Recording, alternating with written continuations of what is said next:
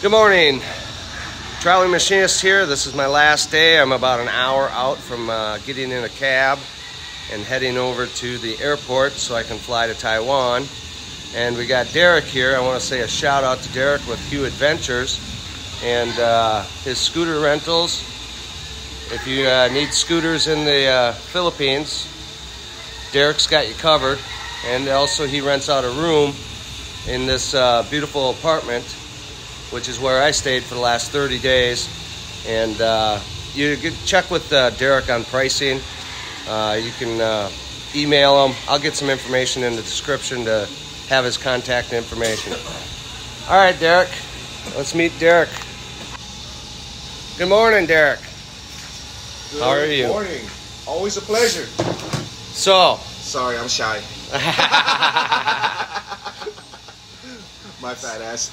So tell us a little bit about your scooter rental and how does this all work? How does a person get a hold of you and get your scooter rentals? The best way to get a hold of me is my US number through WhatsApp. It's 1-626-626 again 6347. My scooters are all purchased, all brand new. I am not the cheapest, neither am I the most expensive, but all things considered, it's just like my customer service is number one. It's very well thought out.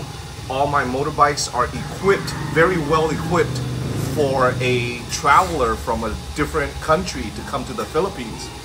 Just an example, USB chargers for the phone, for your navigation, and a phone holder over here. So you can hold your phone for navigations in a foreign land. You definitely need navigation.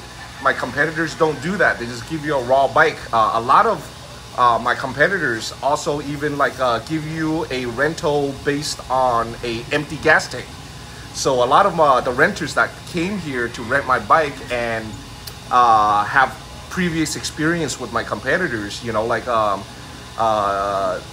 they make comments like, it's such a big deal that I, release my bikes with a full gas tank instead of having them to push an empty gas tank bike to the nearest gas station, which is usually, 2-3 kilometers away, which translates to a mile and a half to get it filled up so they can use it.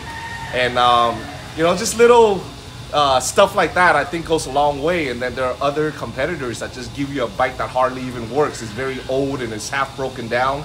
They rent it out for like $1 or $2 US cheaper than mine, but those are the hassles that you deal with. Again, I'm not the cheapest, I'm not the most expensive, but the value of my services are here, and I require 0 deposits. All my competitors require a pretty hefty deposit.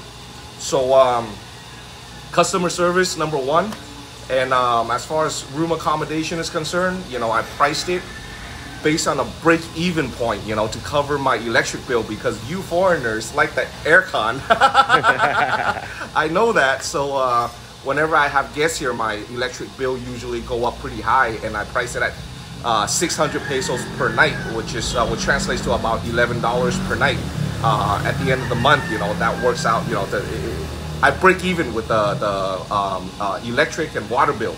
What else was the question? I'm sorry. Okay, there's a couple of stipulations I know. You got to have a foreign passport, correct? Yeah.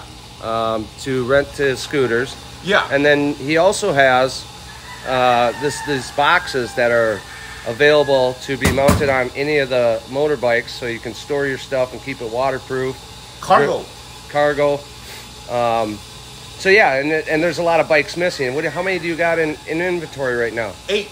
8, and there's only 3 here, so there's 5 units out already being rented, and some are long-term, 30+ days, and some are down to a couple of days. Yeah. So I've seen a lot of different people come and go here.